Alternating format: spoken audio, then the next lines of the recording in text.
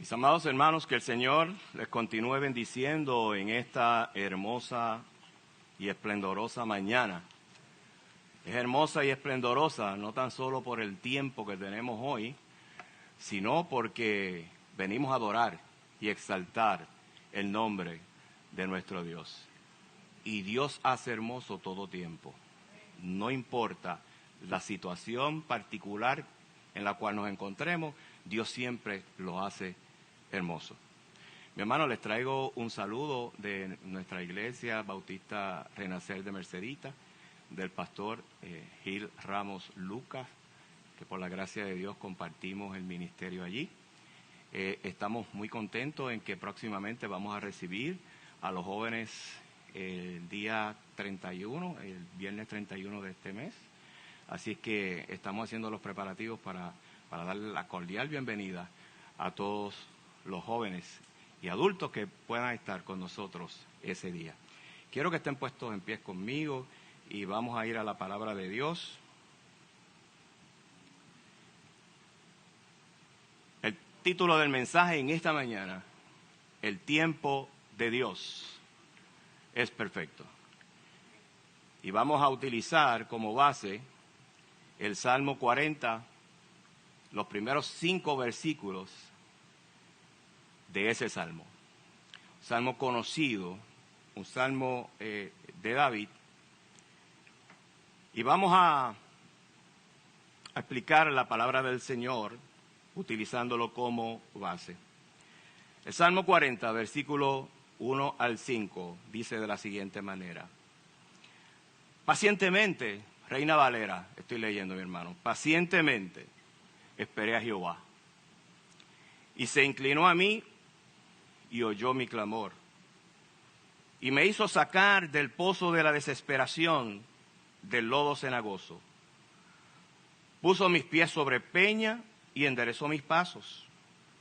Puso luego en mi boca cántico nuevo, alabanza a nuestro Dios. Verán esto muchos y temerán y confiarán en Jehová. Bienaventurado el hombre que puso en Jehová su confianza, y no mira a los soberbios ni a los que se desvían tras la mentira. Has aumentado, oh Jehová Dios mío, tus maravillas y tus pensamientos para con nosotros. No es posible contarlos ante ti.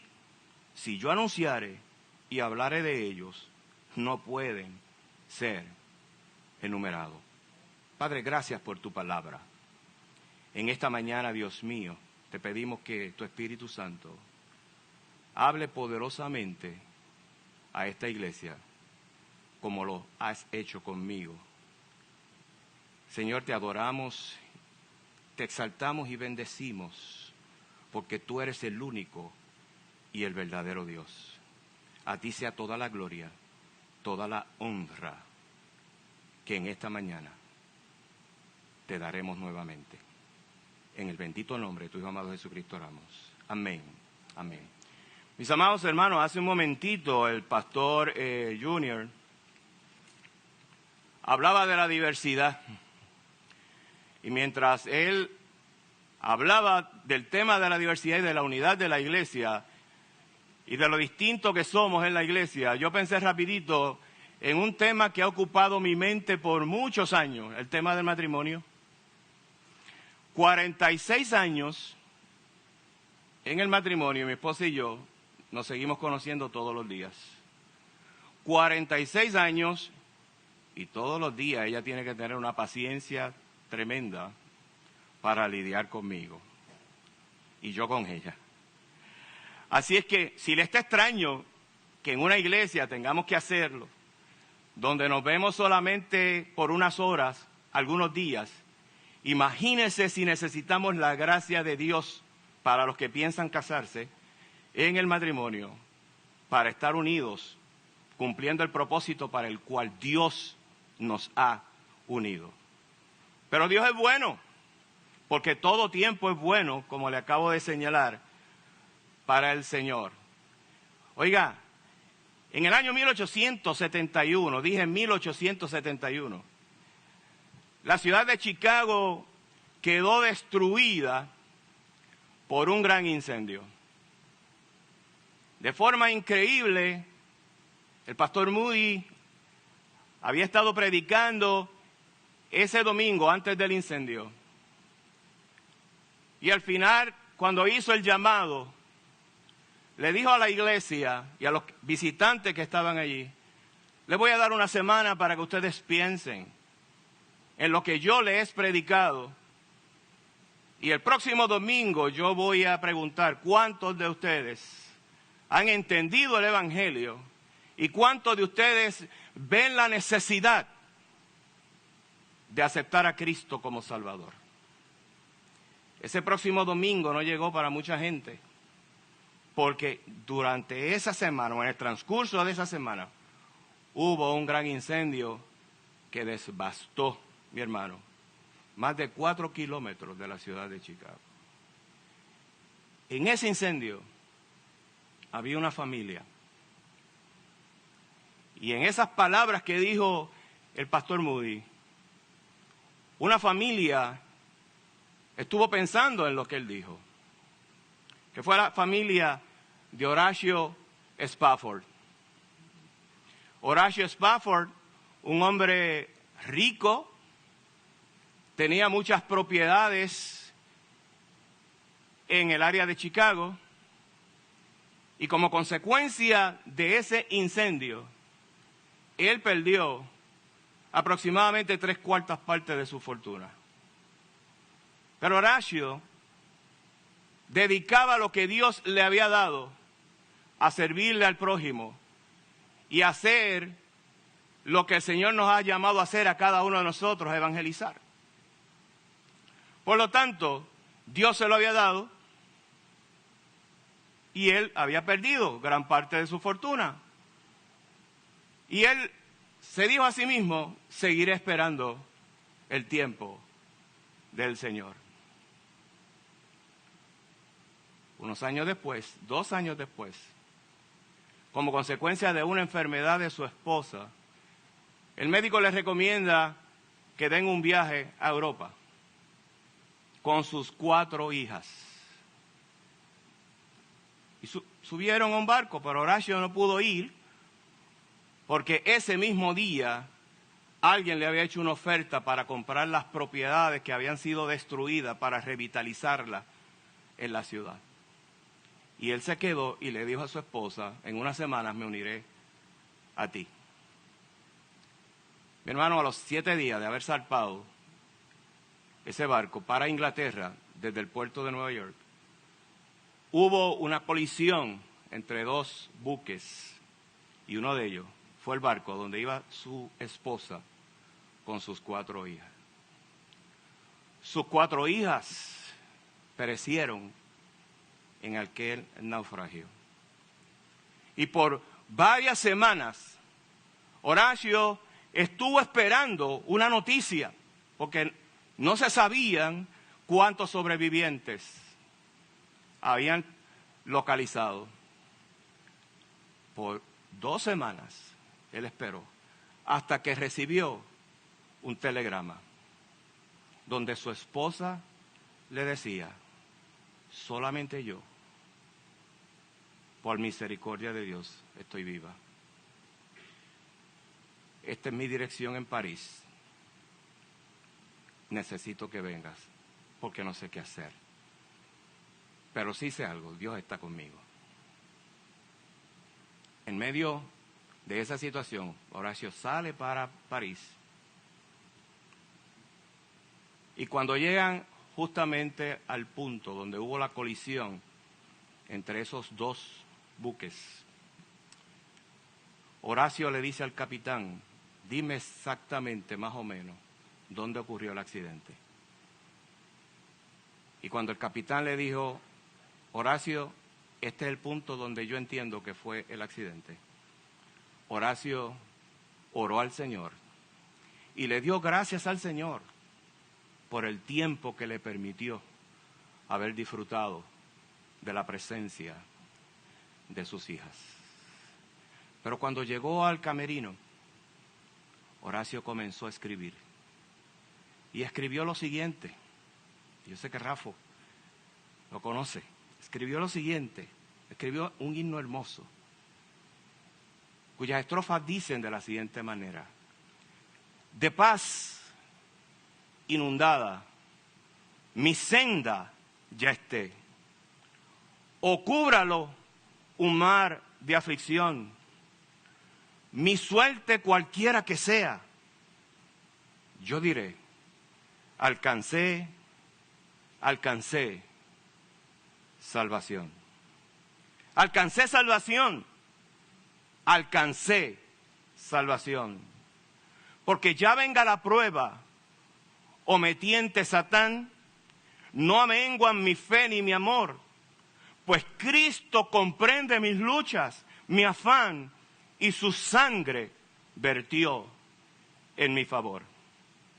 Feliz yo me siento al saber que Jesús libróme de yugo opresor, quitó mi pecado, clavólo en la cruz, gloria demos al buen Salvador. La fe tornaráse en gran realidad. Al irse la niebla veloz, desciende Jesús con su gran majestad. Aleluya, yo estoy bien con mi Dios. Mi hermano, este es el clamor de un hombre que en su debilidad, que en su tragedia, aún puede levantar las manos al cielo y decir: Señor, tú estás conmigo. Aún en medio de la aflicción, en medio de la pérdida y del dolor, Señor, tú llenas toda mi vida. Tú eres el que me consuela. Tú eres el que me da la paz que sobrepasa todo entendimiento humano. Mi hermano, nosotros no sabemos las circunstancias específicas en las que el rey David escribió este salmo. Algunos escritores señalan que escribió el Salmo 40 después que Natán llegó a él y le dijo: mira, tú has pecado contra el Dios Altísimo. Y él reconoció su pecado, escribe el Salmo 51 y simultáneamente algunos estudiosos de la Biblia dicen que pudo haber escrito también este Salmo 40. Otros estudiosos dicen que lo escribió mientras huía de Absalón, su propio hijo, porque éste quería usurpar el trono de su padre. Cualquiera haya sido el evento o la situación, solamente quiero que vean en estos versículos que la situación por la cual estaba atravesando David era una situación sumamente difícil por las metáforas que él utiliza en estos primeros 5 versículos. Observen que David, aún en medio de la situación, David puede exclamar y decir: pacientemente yo esperé en Jehová.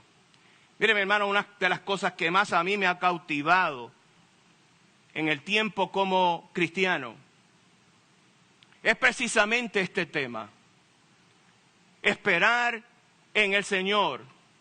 El tema siempre me ha cautivado. Es un tema crucial para todos nosotros. Nosotros vivimos en una sociedad donde el cambio es vertiginoso.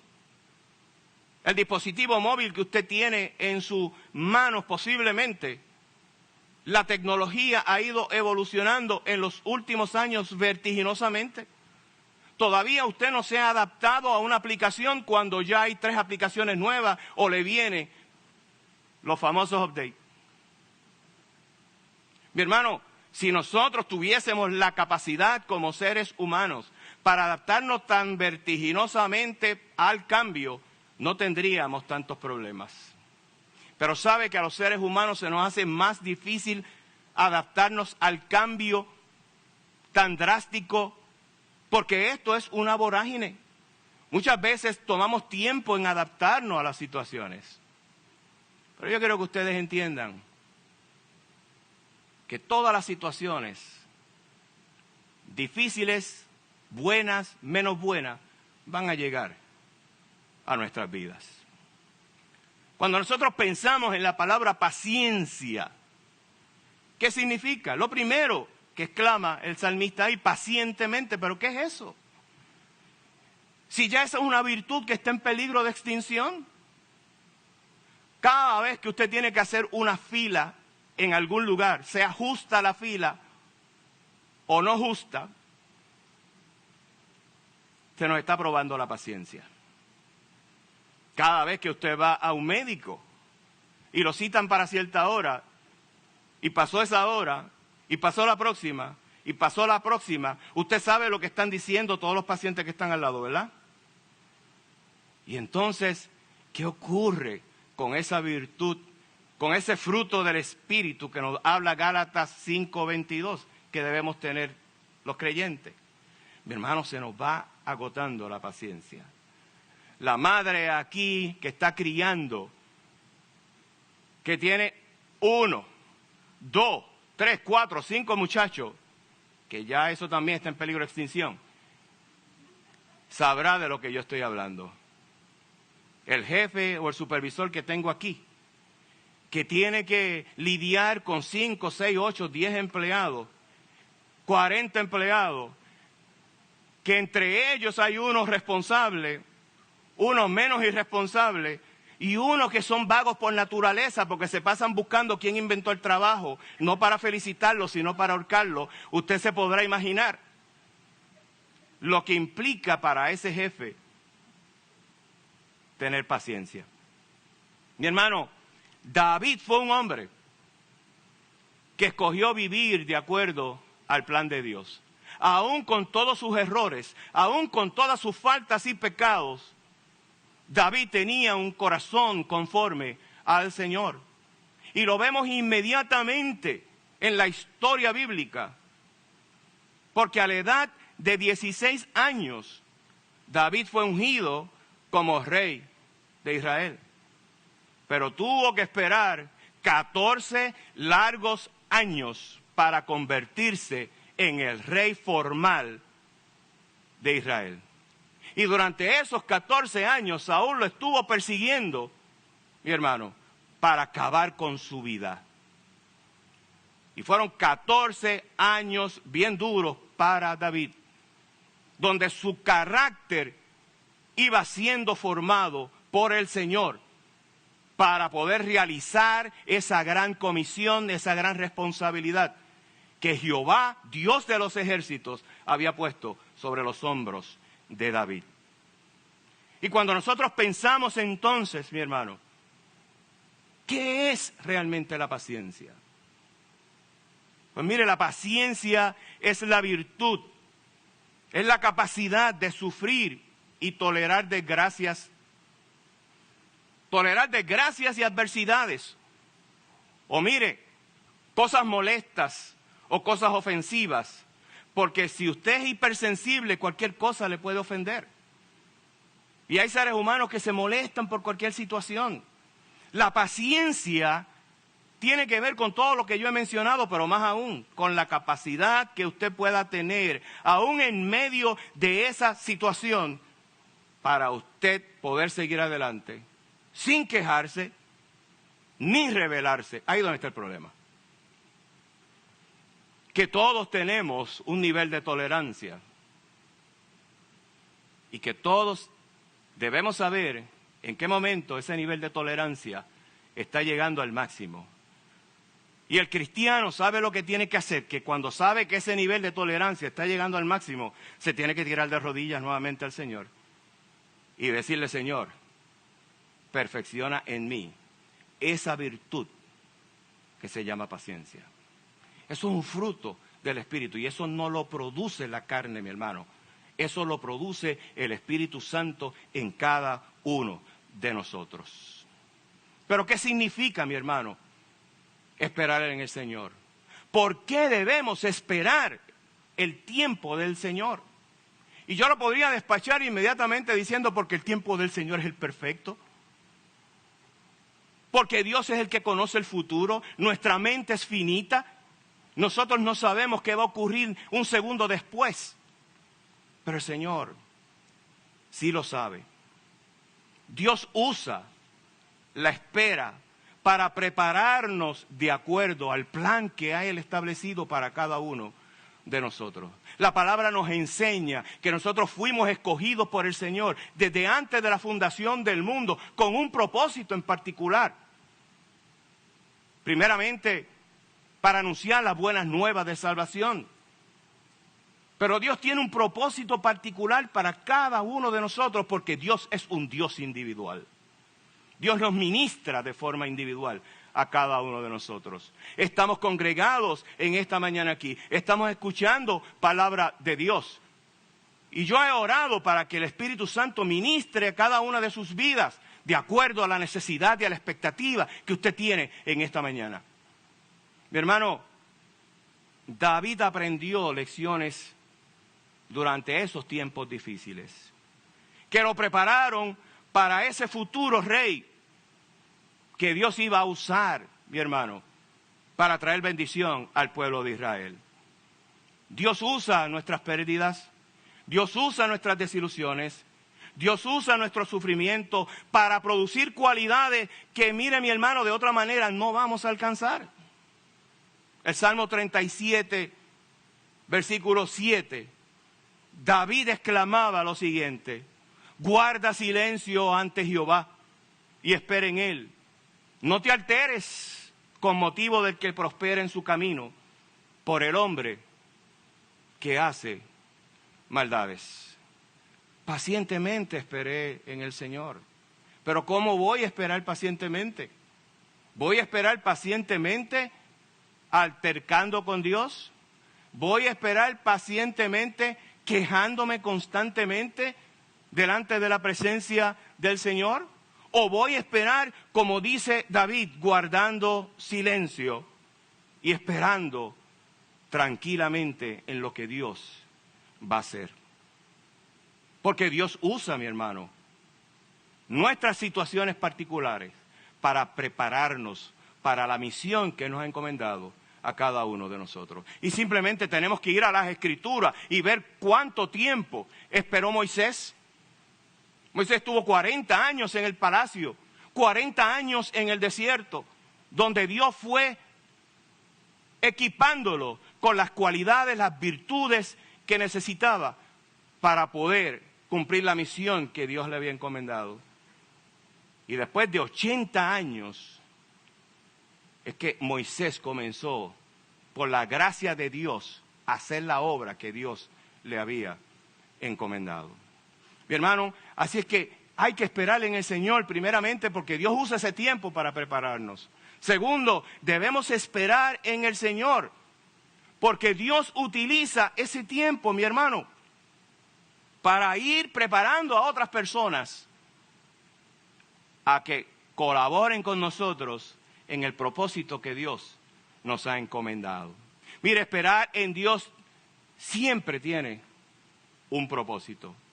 Para recibir lo mejor que Dios tiene para nosotros, debemos esperar que Él actúe primero. Otro problema que tenemos los seres humanos: no nos gusta esperar. Vivimos en una sociedad del microondas, todo lo queremos rapidito.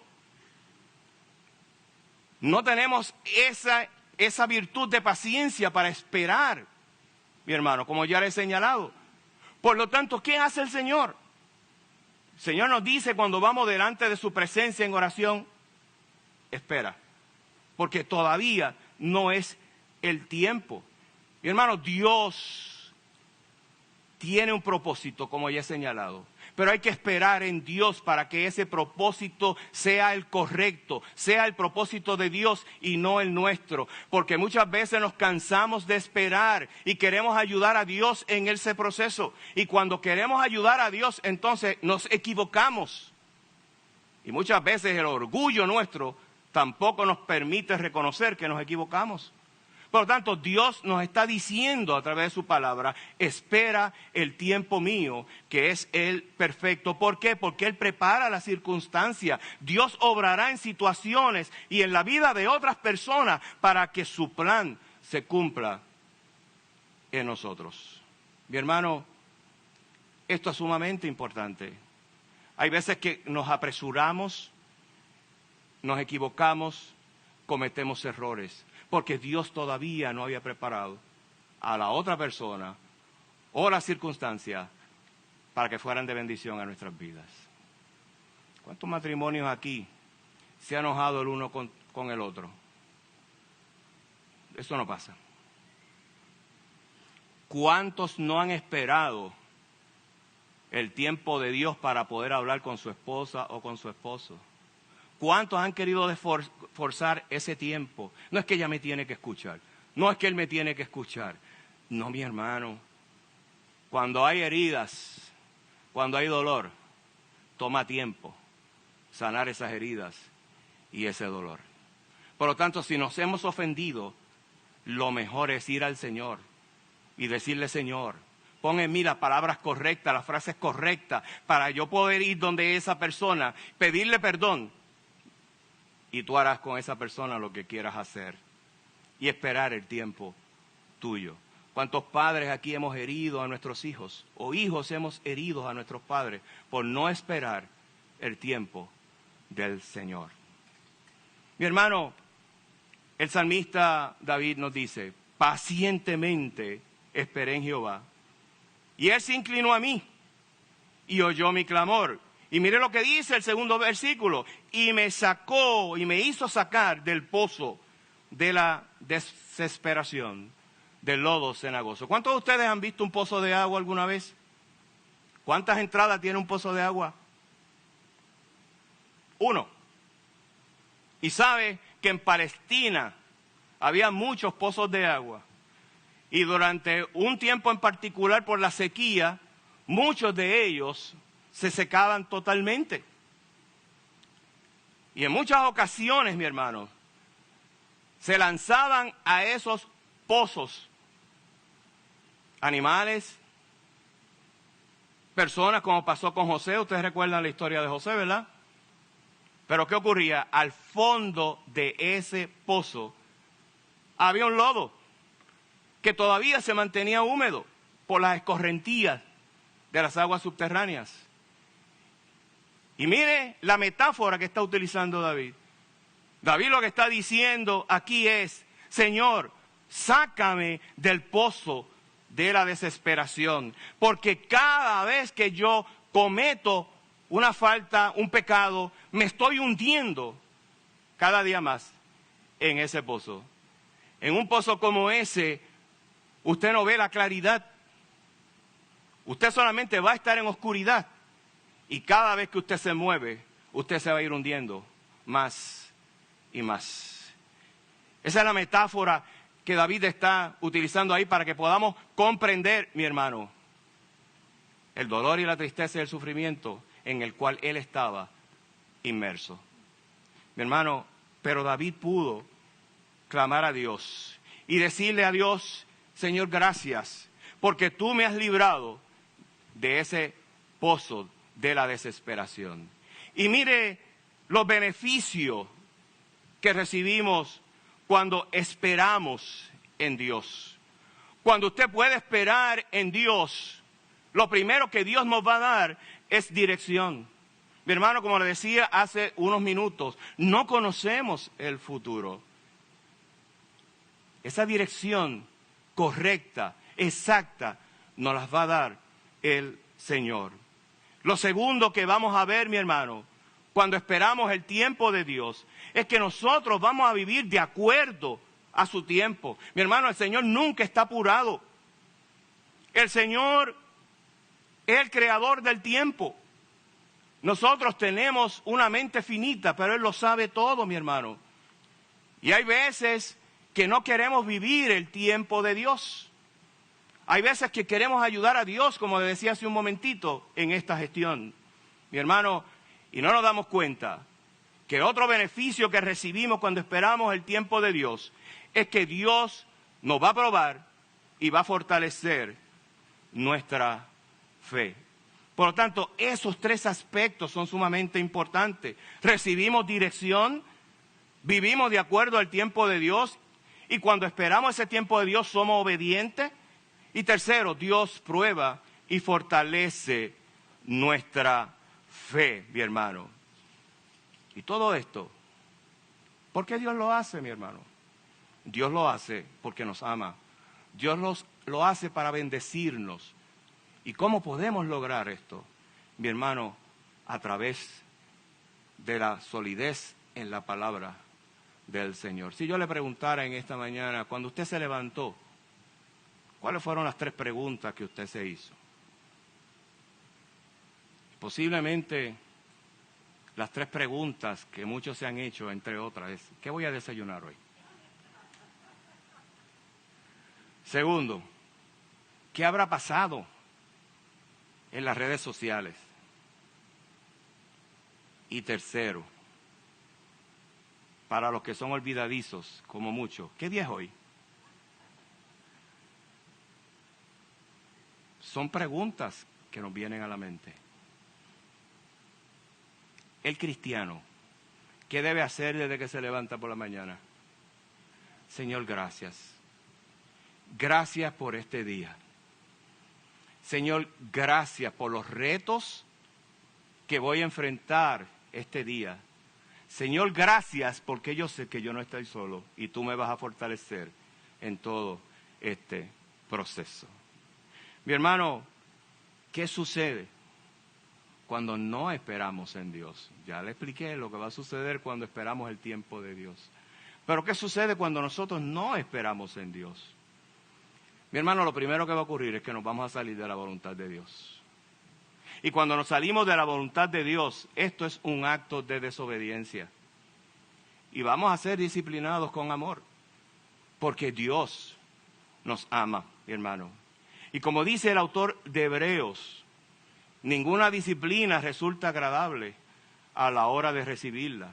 Al contrario, es dolorosa. Pero después esa disciplina de parte del Señor produce en nosotros la apacible cosecha de una vida recta para los que hemos sido entrenados en esa virtud. Muchos errores hemos cometido todos, mi hermano. Y sabe, de todos ellos el Señor nos va a librar, pero siempre va a haber una enseñanza en nuestra vida. Ese proceso de madurez en el ser humano es sumamente importante. Y cómo se va formando esa virtud y cómo vamos adquiriendo esa virtud de la paciencia.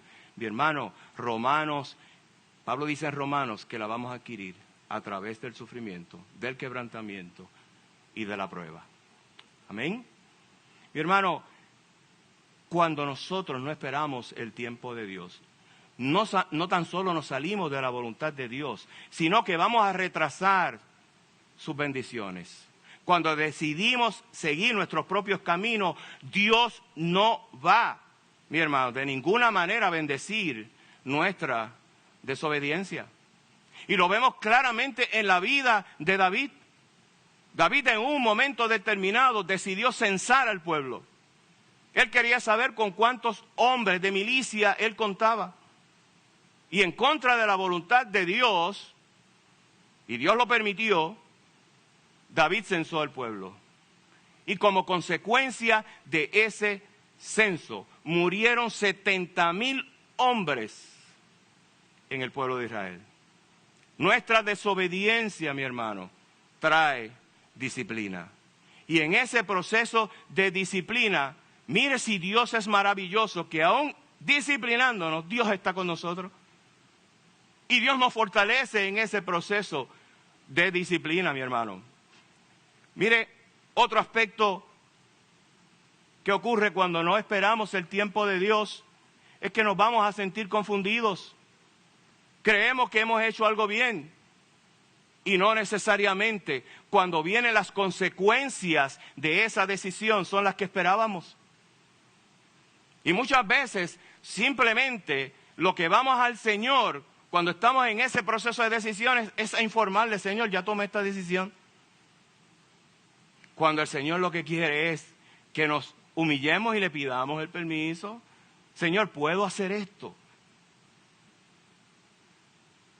Pero ¿por qué no lo hacemos? Y conocemos la palabra de Dios, pero muchas veces no lo hacemos, mi hermano, porque no sentimos esa convicción de que Dios realmente está interesado en nuestros asuntos.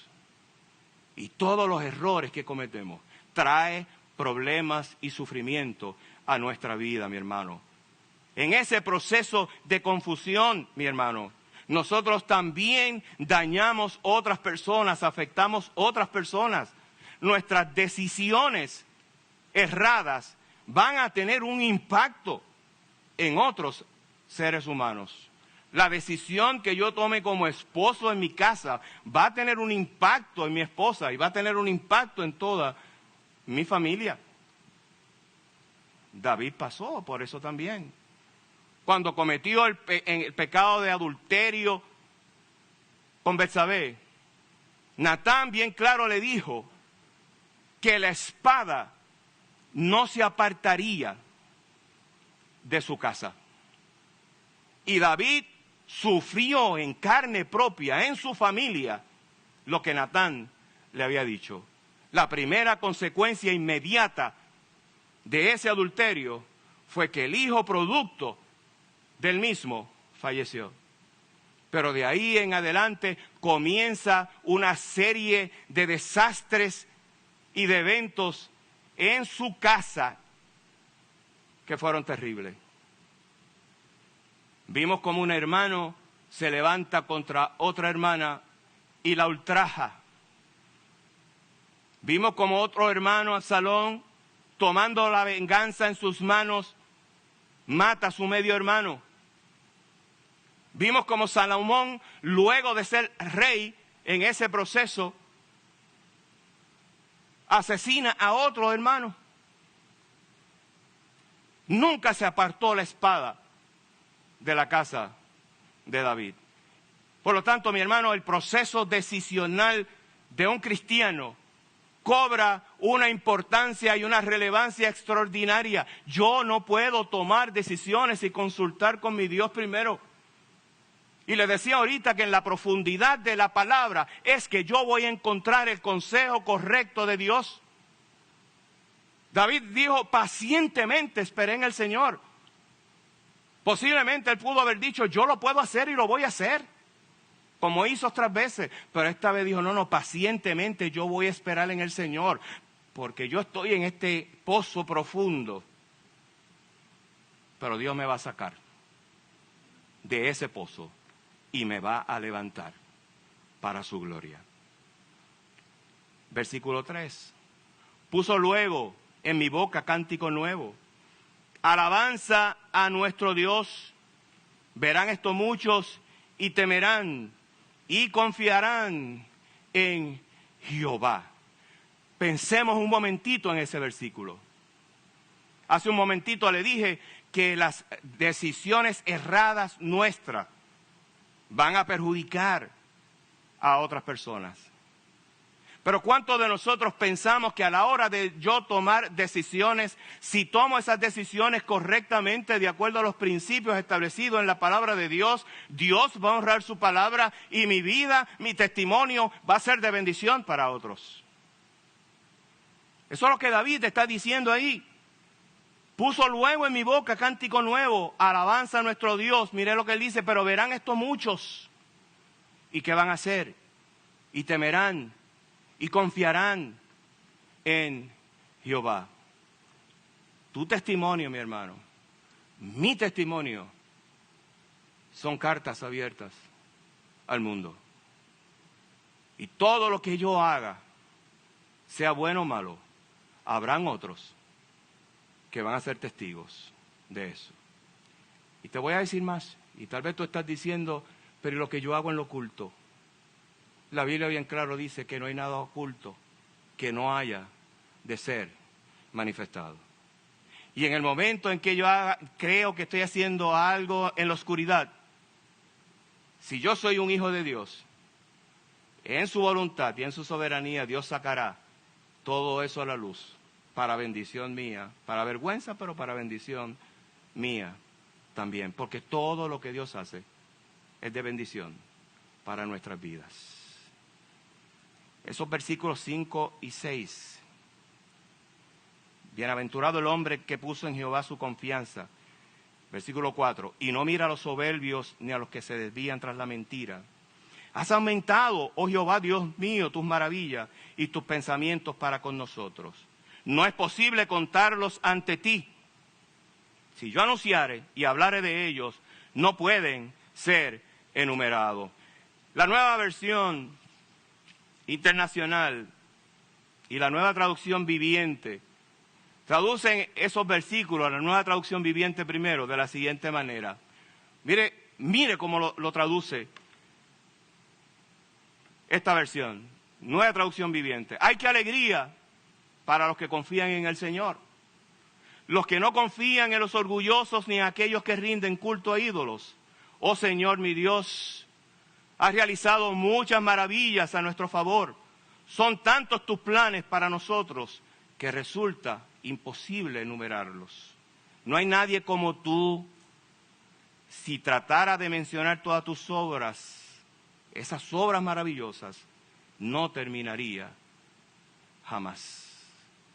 Un hombre que ha estado en desesperación, un hombre que ha sufrido, como dice David en estos primeros versículos, termina una vez más, como lo hace en sus salmos, exaltando al Dios de los cielos. Y nuevamente recordándose que los que confían en Jehová no serán avergonzados. Mi hermano, el fuego del sufrimiento hace relucir en cada uno de nosotros el oro de la consagración. Sabemos que el oro, para sacar las impurezas, hay que calentarlo a grandes temperaturas. Y en la medida en que se calienta a esas grandes temperaturas, las impurezas salen a la superficie. Y ahí es donde el oro comienza ese proceso de limpieza. Eso hace el Señor con cada uno de nosotros. Jesús dijo, en el mundo vamos a tener aflicciones, pero confiad que yo he vencido al mundo. Los que han pasado aquí por alguna enfermedad, sabrán que en el momento en que le anuncian la enfermedad que usted tiene, eso estremece. En el año 2012, yo tuve una consulta con un médico por un padecimiento que tenía. Y el médico me dijo, vamos a mandar a hacer una biopsia, simplemente para verificar qué es lo que hay ahí. A las 2 semanas me llama a su consultorio. Mi esposa me acompaña y me dice, Edgardo, te tengo que decir que tienes cáncer. Y cuando usted escucha esa palabra cáncer, eso estremece a cualquiera. Miré a mi esposa. Mi esposa se compungió. El médico simplemente se levantó y se fue. Pero yo sabía que el Dios a quien yo le servía, aún en medio de esa situación, Él nos iba a fortalecer. Mi esposa me dijo, no puedo llegar a casa. Yo le dije, yo tampoco, vamos a dar una vuelta por ahí. Entramos a un lugar a almorzar. Y entrando a ese lugar, mi vista se fijó en un caballero que estaba de espaldas, pero yo sabía que yo lo conocía. Y cuando yo miré a ese caballero, era un pastor amado, a quien yo siempre he respetado y he amado muchísimo. Me dijo, Carlos, ¿te pasa algo? Yo le dije, sí, estoy atravesando, me acaban de dar una noticia que estremece a cualquiera. Me dijo, vente, vamos a orar primero. Y en la oración hay fortaleza. Y hay respuesta de parte del Señor. De ahí en adelante fueron unos meses bien difíciles, un tiempo bien difícil, pero en cada una de las etapas Dios nos fortalecía aún más.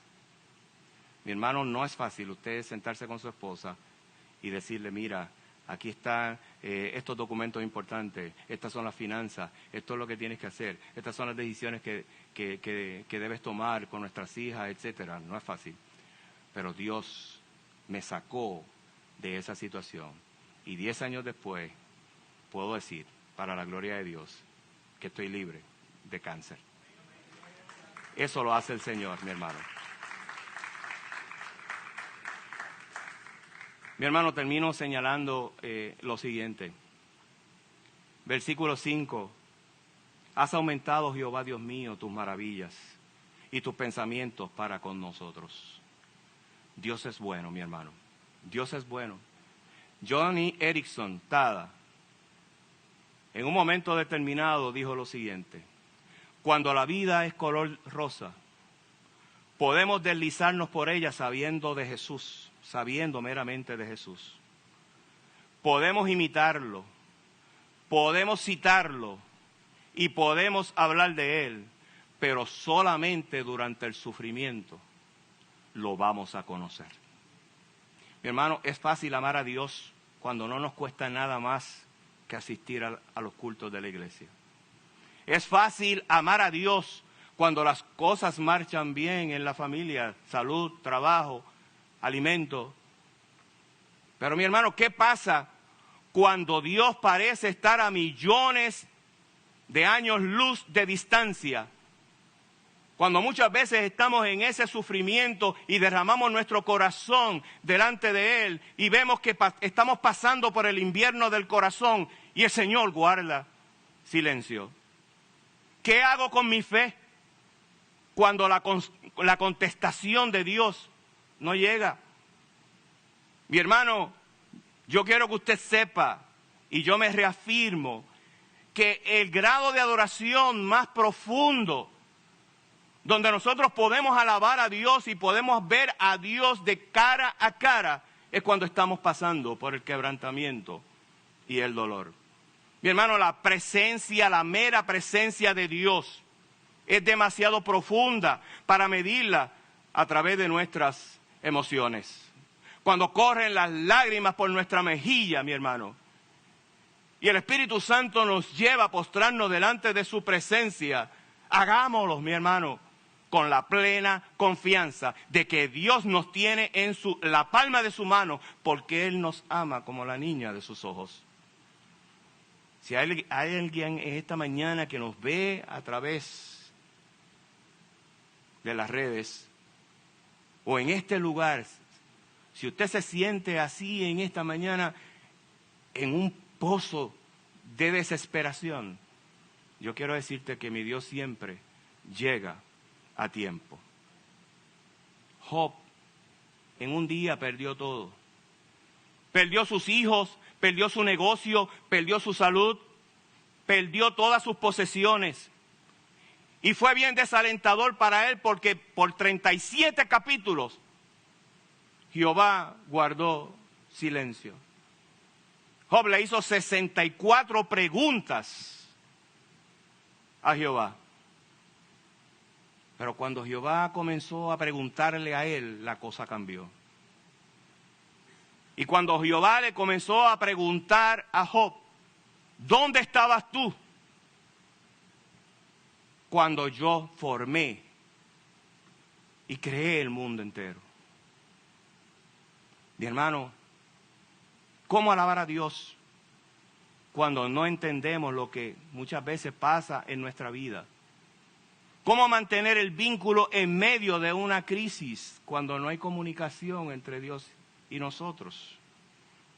Y esto es interesante, porque usted dirá, Dios siempre está ahí, seguro que sí.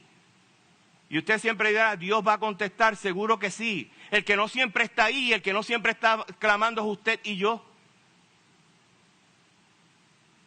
Pero muchas veces estamos llorando en silencio y Dios no contesta. Porque Dios contestará en su tiempo, porque el tiempo de Jehová es perfecto. Que podamos decir, Señor, que esa virtud, que ese fruto del Espíritu, cada día se vaya perfeccionando en mí. Que yo pueda esperar pacientemente, que la paciencia sea una de mis virtudes, que no explote ante cualquier situación. Señor, ayúdame a yo entender que tú perfeccionas tu poder en medio de mi debilidad. Bendito sea el nombre de Dios, hoy y siempre. Incline su rostro, mis hermanos. Señor, gracias. Gracias por esta palabra, Dios mío.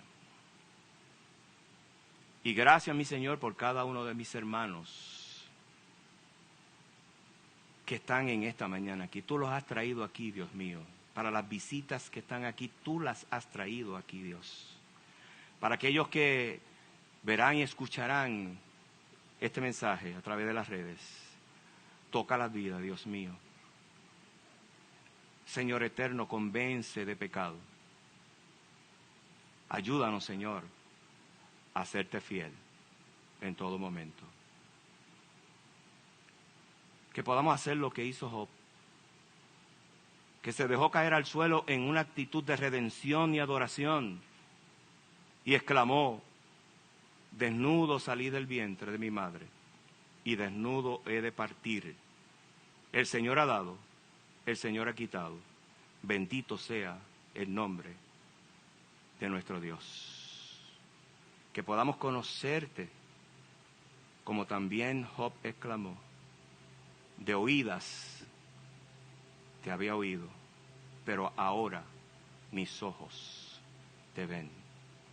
Señor, gracias porque tú siempre llegas a tiempo y el tiempo tuyo es perfecto. En el bendito nombre de tu amado Jesucristo oramos. Amén y amén.